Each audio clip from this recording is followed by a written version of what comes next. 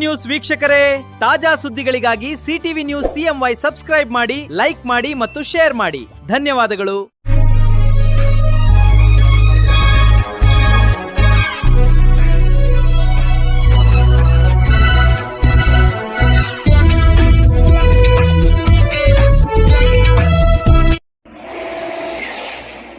ನಮಸ್ಕಾರ, ಸಿಟಿವಿ ನ್ಯೂಸ್ಗೆ ಸ್ವಾಗತ. ಇದೀಗ ಮುಖ್ಯಾಂಶಗಳು. ಚಿಂತಾಮಣಿ ತಾಲೂಕಿನ ದಂಡಾಧಿಕಾರಿಗಳಿಗೂ ನನ್ನ ಒಂದು ಹೃದಯಪೂರ್ವಕವಾದಂತಹ ನಮಸ್ಕಾರಗಳು.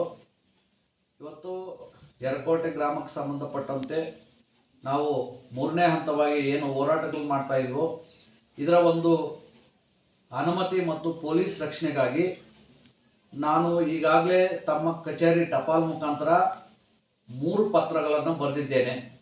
ಆದರೆ ತಮ್ಮಿಂದ ಯಾವುದೇ ರೀತಿಯಾದಂಥ ಉತ್ತರಗಳು ನನಗೆ ಬಂದಿರುವುದಿಲ್ಲ. ಇವತ್ತು 24ನೇ ತಾರೀಕು ಬೆಳಗ್ಗೆ 24/7/2026 ಬೆಳಗ್ಗೆ ನಂದು ಯರಕೋಟೆ ಗ್ರಾಮಕ್ಕೆ ಸಂಬಂಧಪಟ್ಟಂತೆ 6 ಗಂಟೆಯಿಂದ ರಾತ್ರಿ 8 ಗಂಟೆವರೆಗೂ ಒಂದು ಸತ್ಯಾಗ್ರಹ ಇತ್ತು ಗ್ರಾಮ ಮಟ್ಟದಲ್ಲಿ. ಇವತ್ತು ನಾನು ಮಾಡುವಂಥ ಸಂದರ್ಭದಲ್ಲಿ 23ನೇ ತಾರೀಕು 23/7/2026 ರಾತ್ರಿ 11 ಗಂಟೆಗೆ ಪೊಲೀಸ್ ಅವ್ರ ಮುಖಾಂತರ ಬಂದು ನನಗೆ ಒಂದು ಪತ್ರ ಕೊಡ್ತಾರೆ, ಹಿಂಬರಹ ಪತ್ರ. ಏನೋ ನಿನಗೆ ತಹಸೀಲ್ದಾರ್ ಅವರಿಂದ ಅನುಮತಿ ಕೊಟ್ಟಿಲ್ಲ, ನೀವು ಅದಕ್ಕೆ ಮಾಡಕ್ಕೆ ಅವಕಾಶ ಇಲ್ಲ, ನೀವು ಅದು ಮುಜರಾಯಿಗೆ ಸೇರಿದ್ರೆ ಇಲ್ಲ ಗ್ರಾಮಸ್ಥರಿಗೆ ಸೇರಿದ್ರೆ ಗ್ರಾಮಸ್ಥರಿಂದ ಒಪ್ಪಿಗೆ ಪತ್ರ ನಮಗೆ ಕೊಡಬೇಕು, ಆವಾಗ ಮಾತ್ರ ನಾವು ರಕ್ಷಣೆ ಕೊಡಬಹುದು ಅಂತ ಹೇಳಿಬಿಟ್ಟು ಎಷ್ಟು 10:45 ಬಂದು 11 ಗಂಟೆಗೆ ಆಗಿದ್ದೆ ರಾತ್ರಿ. ಇವತ್ತು ಅವ್ರಿಗೆ ಹೇಳಿದೆ, ನಾನು ತಹಸೀಲ್ದಾರ್ ಅವ್ರಿಗೆ ತಮ್ಗೆ ಕೊಟ್ಟಿರುವಂಥ ಪತ್ರಗಳು, ನಾನು ಮುಖ್ಯಮಂತ್ರಿಗಳು ಕೊಟ್ಟಿರುವಂಥದ್ದು ಮತ್ತು SP ಸಾಹೇಬ್ರಿಗೆ ಕೊಟ್ಟಿರುವಂಥದ್ದು ಎಲ್ಲ ಪತ್ರಗಳು ತೋರಿಸಿದೆ. ಮತ್ತು ಅವರು ಮತ್ತೆ ವಾಪಸ್ ಹೋದರು. ನಾನು ಆ ಸಮಯದಲ್ಲಿ ನನಗೆ ಪತ್ರಗಳು ಬಂದಾಗ, ಹಿಂಬರಹ ಪತ್ರ ಬಂದಾಗ, ಇವತ್ತು ನಾನು ಮುಜರಾಯಿ ಅದು ಅರ್ಜಿಗಳು ಸ್ಟೇಷನ್ ಹತ್ರ ಹೋಗೋದಾ ಇಲ್ಲ ನಾನು ಗ್ರಾಮಸ್ಥರ ಹೋಗೋದಾ ತಾವು ಅರ್ಥ ಮಾಡ್ಕೋಬೇಕಾಗುತ್ತೆ. ಇವತ್ತು ನಾನು ಮಾಡ್ತಾ ಇರುವಂಥ ಹೋರಾಟ ಏನು ದೇಶದ್ರೋಹಿ ಕೆಲಸ ಅಲ್ಲ, ದೇಶ ಪ್ರೇಮಿ. ನಾನು 33 ವರ್ಷಗಳು ಸಾಧನೆ ಮಾಡುವಂತ ಒಬ್ಬ ಯುವಕ, ಇವತ್ತು ತನ್ನ ಉನ್ನತ ವಿದ್ಯಾಭ್ಯಾಸವನ್ನೇ ಕಳ್ಕೊಂಡಂತ ಒಬ್ಬ ವಿದ್ಯಾರ್ಥಿ ನಾನು. ಇವತ್ತು ಅದರ ನೋವು ನನಗಿದೆ. ಇವತ್ತು ಜನಪರ ಕಾರ್ಯಕ್ರಮಗಳು ನಾನು ಏನೇನು ಯರಕೋಟೆಯಲ್ಲಿ ಮಾಡಿದ್ದೀನಿ ಅಂತ ಹಿಂದೆ ವಿಡಿಯೋದಲ್ಲಿ ನಾನು ಹೇಳಿದ್ದೀನಿ.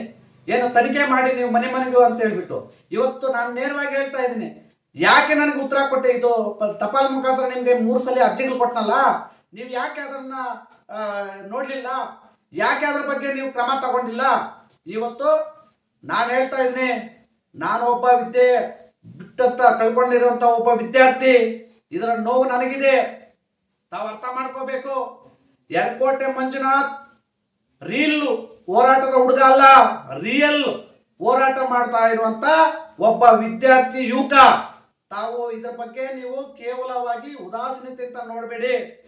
ನಾಳೆ ಏನು ಸೀಮಗಾನಗುಟ್ಟೆಗೆ, ಯರಕೋಟೆಗೆ ಗ್ರಾಮದ ಸೀಮಗಾನಗುಟ್ಟೆಗೆ ಸಂಬಂಧಪಟ್ಟಂತ ರೈತರ ಪರವಾಗಿ ನಾನು ಉಪವಾಸ ಸತ್ಯಾಗ್ರಹವನ್ನು ಮಾಡ್ತಾ ಇದ್ದೀನಿ.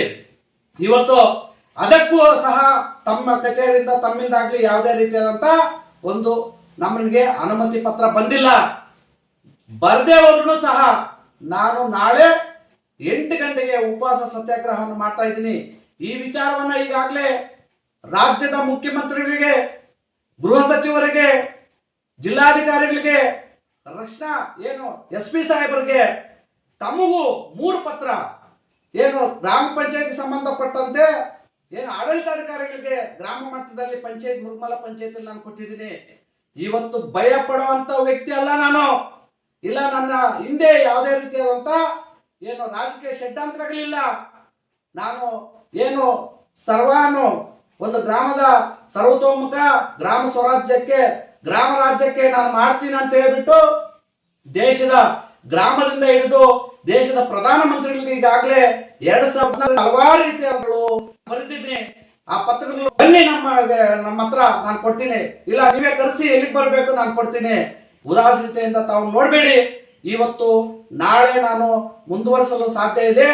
ಈಗಾಗಲೇ ನಾನು ಏನು ನನ್ನ ಪತ್ರಗಳು ಅಲ್ಲಿ ಇದೆಯೋ ಇವತ್ತು ನೀವು ಕೂಲಂಕುಷವಾಗಿ ಅದನ್ನ ಓದಿ ನಾನು ಮುಂದೆ ಇಡುವಂತ ಹೆಜ್ಜೆ ಏನು ಅಲ್ಲಿಂದ ಡೆಲ್ಲಿವರೆಗೂ ಏನು ನನ್ನ ಪಾದಯಾತ್ರೆ ಮುಖಾಂತರ ಹೋರಾಟಗಳ ಮುಖಾಂತರ ಹೋಗ್ತೀನೋ, ತಮ್ಮ ಕ್ಷೇತ್ರದ ತಮ್ಮ ಅಧಿಕಾರಿಗಳು ತಾವು ನೀವು ಅದಕ್ಕೆ ನನ್ನ ದಾಖಲೆಗಳು ಪರಿಶೀಲನೆ ಮಾಡಿ ನಾನು ಮುಂದೆ ನಡೆಯುವಂತ ಏನು ಮುಖ್ಯಮಂತ್ರಿಗಳ ನೇರ ಭೇಟಿ, ಜಿಲ್ಲಾಧಿಕಾರಿಗಳ ನೇರ ಭೇಟಿ, ಪ್ರಧಾನಮಂತ್ರಿಗಳ ನೇರ ಭೇಟಿಗೆ ತಾವು ಅವಕಾಶ ಮತ್ತು ಅನುಕೂಲ ಪೊಲೀಸ್ ರಕ್ಷಣೆ ತಾವು ಮಾಡಬೇಕು. ನಾವು ತಾಳ್ಮೆಯಿಂದ ನಿಮ್ಗೆ ವಿನಯಪೂರ್ವಕವಾಗಿ ನಿಮ್ಗೆ ನಾನು ಕೊಡ್ತಾನೆ ಇದ್ದೀನಿ, ತಾವು ಕೇರ್ ಮಾಡ್ತಾ ಇಲ್ಲ. ಯಾಕೆ ಈ ತರ ಉದಾಸೀನ ಮಾಡ್ತಾ ಇದೀವಿ? ತಾವು ಯಾಕೆ ಇದನ್ನ ನೀವು ಕ್ರಮ ತಗೊಳ್ತಾ ಇಲ್ಲ? ಏನು ಕಾಂಗ್ರೆಸ್ ಸರ್ಕಾರ, ಕಾಂಗ್ರೆಸ್ ಶಾಸಕರು ಮತ್ತೆ ಇವತ್ತು ನಾವು ಅವರ ಒಂದು ಗತ್ತಿದೆ ಅಂತ ನೀವು ಮಾಡ್ತಾ ಇರುವಂತದ್ದು. ಸ್ವಾಮಿ, ನಿಮಗೆಲ್ಲ ಶಾಸಕರು, ನಮಗೂ ಶಾಸಕರೇ, ಇವತ್ತು ಮಂತ್ರಿಗಳು ನಮ್ಗೆ ಇವತ್ತು ಹತ್ತಿರದಿಂದ ನಮ್ಮನ್ನು ನೋಡಿದ್ದಾರೆ, ನಮ್ಮ ಕೆಲಸಗಳು ನೋಡಿದ್ದಾರೆ. ನಮ್ಮ ಸುಧಾಕರ್ ರೆಡ್ಡಿ ಸರ್ ಅವರು ತನ್ನ ಪಕ್ಷದಲ್ಲಿ ಸ್ವಂತದವ್ರು ತಪ್ಪು ಮಾಡಿದ್ರು ಮನೆಯಿಂದ ಆಚೆ ಕಳಿಸಿರೋದನ್ನ ನಾವು ನೋಡಿದೀವಿ. ಇವತ್ತು ಆ ಒಂದು ಇದರಲ್ಲಿ ನೀವು ಇರಬೇಡಿ. ನಾನು ಮಾಡ್ತಾ ಇರೋಂಥ ನಮ್ಮ ಗ್ರಾಮದ ಅಭಿವೃದ್ಧಿಗೋಸ್ಕರ ಇವತ್ತು ನೀವು ಅರ್ಥ ಮಾಡ್ಕೋಬೇಕು. ನಾವು ಬೀದಿಗೆ ಬರೋಕ್ಕಿಂತ ಮುಂಚೆ ನೀವು ಇದರ ಒಂದು ದಾಖಲೆಗಳನ್ನ ಪರಿಶೀಲನೆ ಮಾಡಿ ನಮ್ಮ ಒಂದು ಏನು ಪಕ್ಷಾತೀತವಾಗಿ ನಾನು ಹೋರಾಟಗಳನ್ನ ಮಾಡ್ಕೊಂಡು ಬಂದಿದ್ದೀನಿ. ಇವತ್ತು 2014ರಲ್ಲಿ ನಾನು ಹೋರಾಟಗಳನ್ನ ಮಾಡಬೇಕಾದ್ರೆ ಬಿಜೆಪಿ ಅವ್ರಿಗೂ ಕೊಟ್ಟಿದ್ದೀನಿ, JDS ಅವ್ರಿಗೂ ಕೊಟ್ಟಿದ್ದೀನಿ, ಏನು ಕಾಂಗ್ರೆಸ್ ಅವ್ರಿಗೂ ಕೊಟ್ಟಿದ್ದೀನಿ. ನನಗೆ 156 ಗ್ರಾಮಗಳು ನಾನು ಸಂಚಾರ ಮಾಡಿದ್ದೀನಿ. 33 ವರ್ಷಗಳ ಕಾಲ ಒಂದು ಯರಕೋಟೆ ಗ್ರಾಮದ ಅಭಿವೃದ್ಧಿ ವಿಚಾರವಾಗಿ ನಾನು ಅಧ್ಯಯನ ಮಾಡಿದ್ದೀನಿ.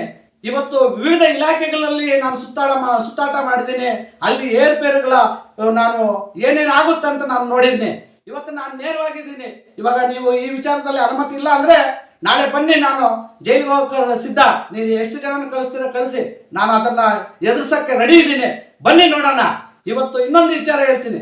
ಇವತ್ತು ನಮ್ಗೆ ಅನುಮತಿ ಕೊಡ್ತಾ ಇಲ್ವಲ್ಲ, ನಾನು ಕೇಳ್ತೀನಿ ನಿಮ್ಮನ್ನ, ಏನೋ ಒಬ್ಬ ಸಾರ್ವಜನಿಕ ವ್ಯಕ್ತಿಯಾಗಿ ನಿಮ್ಮನ್ನ ನಾನು ಕೇಳ್ತೀನಿ. ಇವತ್ತು ಬೆಳಗ್ಗೆ ಎಷ್ಟೊತ್ತಿಗೆ 10 ಗಂಟೆಯಿಂದ ಸಂಜೆ 5 ಗಂಟೆವರೆಗೂ ಏನು ರೈತರು ಅವರವರ ಸಮಸ್ಯೆಗಳು ಪಟ್ಟಂತೆ ತಮ್ಮ ಇಲಾಖೆಗಳಿಗೆ ಅರ್ಜಿಗಳನ್ನ ಕೊಡಕ್ಕೆ ಬರ್ತಾರೆ. ಇವತ್ತು ಅರ್ಜಿ ಕೊಟ್ಟಂತ ರೈತರು ಎಷ್ಟು ಅರ್ಜಿಗಳಿಗೆ ಪರಿಹಾರ ಸಿಕ್ಕಿದೆ ನಿಮ್ಗೆ? ನಿಮ್ಮ ಹತ್ರ ಎಷ್ಟು ದಿನ ಬೇಕಾಗ್ತದೆ? ಒಬ್ಬ ರೈತ ತನ್ನ ಜಮೀನಿಗೋಸ್ಕರ ಸರ್ವೆ ಮಾಡಬೇಕಾದ್ರೆ ಎಷ್ಟು ದಿನ ಓಡಾಡಬೇಕು? ಎಷ್ಟು ಹಣ ಖರ್ಚು ಮಾಡಬೇಕು? ಇಲ್ಲ ಇವತ್ತು ನಮ್ಮ ತಾತ ಮುತ್ತಂದರ ಕಾಲದಲ್ಲಿ ಅವರ ಜಮೀನುಗಳು ಅವ್ರ ಹೆಸರು ಮಾಡಬೇಕಾದ್ರೆ ಎಷ್ಟು ದುಡ್ಡು ಖರ್ಚು ಮಾಡಬೇಕು? ಎಷ್ಟು ದಿನಗಳಾಗುತ್ತೆ? ನೀವು ಹೇಳಿ, ಇವು ಬೋರ್ಡ್ ಹಾಕಿ. ಇಲ್ಲ ಪ್ರಾಮಾಣಿಕವಾಗಿ ಸರ್ಕಾರದ ಸೇವೆ, ದೇವರ ಸೇವೆ, ನಾವು ಯಾವುದೇ ರೀತಿಯಾದಂತ ಸಾರ್ವಜನಿಕರಲ್ಲಿ ಹಣ ಪಡೆಯೋದಿಲ್ಲ.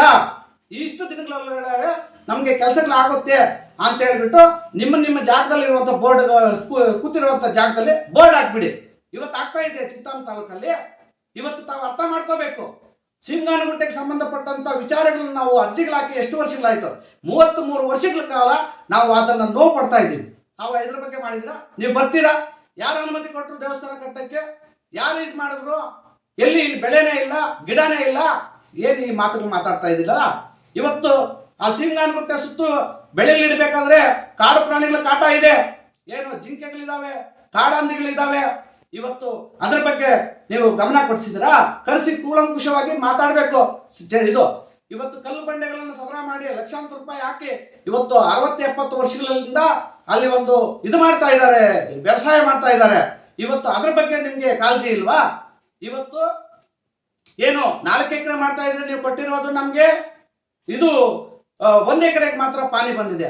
ಅದು 96-97 ಸಾಗುವಳಿ ಚೀಟಿ ಬಂದಿದೆ.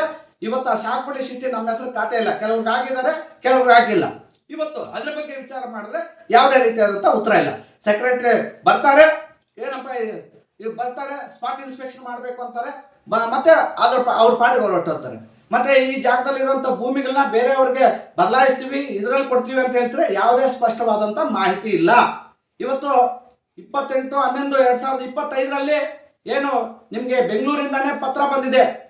ಯರಕೋಟೆ ಗ್ರಾಮಸ್ಥರ ಕೊಟ್ಟಂತ ಒಂದು ಮನವಿಗೆ ಪತ್ರ ಮೇಲೆ ನಿಮ್ಗೆ ಪತ್ರ ಬಂದಿದೆ. ಎಷ್ಟು ತಿಂಗಳಾಯ್ತು? ಯಾಕೆ ಬಂದಿಲ್ಲ ಯರಕೋಟೆಗೆ? ನೀವು ಯಾಕೆ ಆ ಕೆಲಸಗಳ ಬಗ್ಗೆ ನೀವು ಗಮನ ಕೊಟ್ಟಿಲ್ಲ? ಇವತ್ತು ಮತ್ತೆ ನಾನು ಪತ್ರ ಕೊಟ್ಟಿದ್ದೀನಿ. ಏನು ಇದ್ರ ಬಗ್ಗೆ ಪತ್ರ ಬಂದಿದೆ, ಯಾವುದೇ ಕ್ರಮ ಅಂತ ನಾನು ಕೊಟ್ಟು ಎಷ್ಟು ದಿನ ಆಯ್ತು? ಯಾಕೆ ಬಂದಿಲ್ಲ? ಇವತ್ತು ಅನುಮತಿಗೋಸ್ಕರ 3 ಪತ್ರಗಳು ಕೊಟ್ಟರು. ನೀವು ಯಾಕೆ ಮಾಡ್ತಾ ಇಲ್ಲ?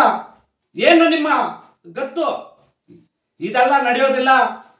ತಾವು ನಮ್ಮ ಕ್ಷೇತ್ರದ ದಂಡಾಧಿಕಾರಿಗಳು ನನ್ನ ಹೋರಾಟ ಏನಿದೆಯೋ ಗೇಲಿಂಗ್ ಮಾಡ್ತಾ ಇಲ್ಲ. ಇವನ್ ಜೊತೆ ಏನೋ ಬಾವುಟ ಎತ್ಕೊಂಡು ಹೋಗ್ತಾನೆ, ಇವನ್ ಜೊತೆಲಿ ಜನ ಇಲ್ಲ ಅಂತ.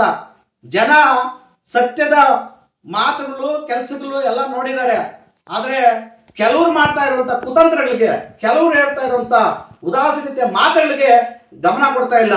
ಆದ್ರೆ ಇವತ್ತು ಯರಕೋಟೆ ಮಂಜುನಾಥ್ ನೇರವಾಗಿ ಏನೇ ನಡೆದ್ರು ಸಾರ್ವಜನಿಕವಾಗಿ ಹಂಚಿಕೊಂಡು ದೇಶದ ಪ್ರಧಾನಮಂತ್ರಿಗಳನ್ನು ಮುಟ್ತಾನೆ, ರಾಜ್ಯದ ಮುಖ್ಯಮಂತ್ರಿಗಳನ್ನ ಮುಟ್ತಾನೆ, ಜಿಲ್ಲಾಧಿಕಾರಿಗಳ ಹತ್ರ ಹೇಳ್ತಾನೆ, ನಿಮ್ಮ ಹತ್ರನೂ ಹೇಳ್ತಾ ಇದ್ದೀನಿ. ಮತ್ತೆ ಶಾಸಕರು ನಮ್ಮ ಸುಧಾಕರ್ ಸರ್ ಅವ್ರಿಗೆ ಗೊತ್ತಿರೋ ನಾನು ಹೇಳ್ತೀನಿ, ನಮಗೆ ಯಾವುದೇ ರೀತಿಯಾದಂತ ಭಯ ಇಲ್ಲ. ತಾವು ಯರಕೋಟೆ ವಿಚಾರ ತಾವು ಗಮನ ಕೊಟ್ಟು ಏನು ಸತ್ಯವಾದಂತ ವಿಚಾರಗಳು ಏನಿದೆಯೋ ಅದನ್ನು ಮಾಡಿ, ಇಲ್ಲದೆ ಇರೋದನ್ನ ಮಾಡಬೇಡಿ. ತಾವು ಯರಕೋಟೆ ಅನ್ನೋದು ಯಾವ ರೀತಿ ಅಂತ ಗೊತ್ತು. ಯರಕೋಟೆ ರೆಡ್ ಫೋರ್ಟ್, ಕೆಂಪು ಕೋಟೆ, ಅದೇ ಹೆಸರು ಡೆಲ್ಲಿಗಿರುವಂತದ್ದು. ಯರಕೋಟೆಯಿಂದ ಡೆಲ್ಲಿಗೆ ಹೋಗ್ತಾ ಇದೀವಿ. ಇದಕ್ಕೆ ಎಲ್ಲಾ ರೀತಿಯಾದಂತ ವಿಚಾರಗಳನ್ನ ತಾವು ಕೂಲಂಕುಷವಾಗಿ ವಿಚಾರಿಸಿ ತನಿಖೆ ಮಾಡಿಸಿ, ನಾನು ಜಿಲ್ಲಾಧಿಕಾರಿಗಳನ್ನ ಭೇಟಿ ಮಾಡಕ್ಕೋ, ಏನು ರಾಜ್ಯದ ಮುಖ್ಯಮಂತ್ರಿಗಳನ್ನ ಭೇಟಿ ಮಾಡಕ್ಕೋ, ದೇಶದ ಪ್ರಧಾನಮಂತ್ರಿಗಳನ್ನ ಭೇಟಿ ಮಾಡಕ್ಕೋ ನೀವು ಅನುಮತಿ ಮತ್ತೆ ಅನುಕೂಲ ಮಾಡಿಕೊಡ್ಬೇಕು. ಇಲ್ಲ ಬರೀ ಶಿಫಾರಸು, ಇವ್ರು ಮಾಡಿರೋದು ರಿಯಲ್, ನಾವು ತನಿಖೆ ಮಾಡಿದೀವಿ, ರೀಲ್ ಅಲ್ಲ, ತನಿಖೆ ಮಾಡಿದೀವಿ, ಸತ್ಯ ಇದೆ. ತಾವು ಏನು ದೇಶಕ್ಕೆ ಮಾದರಿಯಾಗುವಂತ ಗ್ರಾಮವನ್ನ ಒಂದು ಪ್ರಯೋಗದ ರೀತಿಯಲ್ಲಿ ಮಾಡ್ತಾನೆ ಅಂತ ಹೇಳಿದಾನೆ. ಇದಕ್ಕೆ ಈ ವಿಚಾರವಾಗಿ ನಿಮ್ಮ ಹತ್ರ ಬರ್ತಾ ಇದ್ದಾನೆ ಅಂತ ಹೇಳ್ಬಿಟ್ಟು ತಾವು ಹೇಳಿ ನಮ್ಗೆ ನ್ಯಾಯ ಕೊಡಿಸ್ಬೇಕು ಅಂತ ಹೇಳ್ಬಿಟ್ಟು ತಮ್ಮಲ್ಲಿ ಮತ್ತೊಮ್ಮೆ ನಾನು ಮನವಿ ಮಾಡ್ಕೊಳ್ತಾ ಇದ್ದೀನಿ. ನಮಸ್ಕಾರ.